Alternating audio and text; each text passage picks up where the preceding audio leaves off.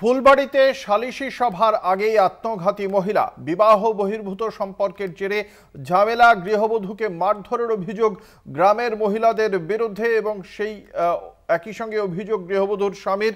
এই ঘটনায় ইতিমধ্যেই গ্রেপ্তার করা হয়েছে দুজনকে। আমাদের সঙ্গে রয়েছেন আমাদের প্রতিনিধি রীনা কুমার। রীনা, এখনো পর্যন্ত কি জানা যাচ্ছে এই ঘটনা সম্পর্কে?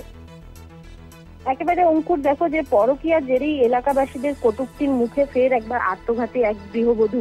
এবং ঘটনাটি ঘটেছে শিলিগুড়ি সংলগ্ন যে ফুলবাড়ি রয়েছে, ফুলবাড়ির বাঁকড়াভিটা এলাকায়, যেখানে কিন্তু জানা যায় যে এক গৃহবধূ সে 8 দিন আগে নিখোঁজ হয়ে যায় এবং এরপরেই কিন্তু তার যে স্বামী সে নিউ জলপাইগুড়ি থানায় একটি অভিযোগ দায়ের করে এবং তারপরেই তার যে অভিযোগ দায়ের করেন তপন বর্মন, তার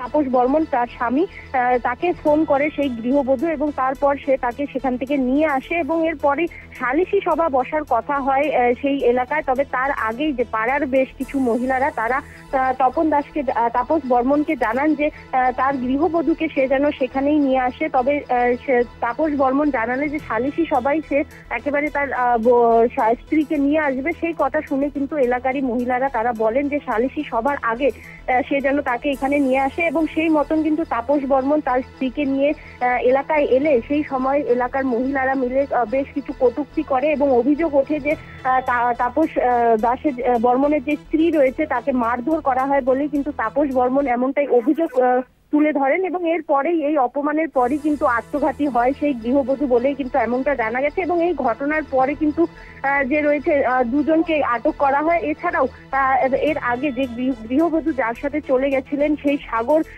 রায় এবং তার স্ত্রী শিবানী রায়ের বিরুদ্ধেও কিন্তু একটি এফআইআর করেছিল তাপস বর্মন এবং তারপর তাদের দুজনকেও কিন্তু আটক করে পুলিশ এবং মোট 4 জনকে কিন্তু এই ঘটনায় আটক করা হয়েছে এবং সেই 4 জনকে ইতিমধ্যে নিউ জলপাইগুড়ি থানার যে পুলিশ রয়েছে তারা কিন্তু জলপাইগুড়ি আদালতে তুলেছে। অঙ্কুর, ধন্যবাদ। আমাদের সঙ্গে ছিলেন আমাদের প্রতিনিধি রীনা কুমার।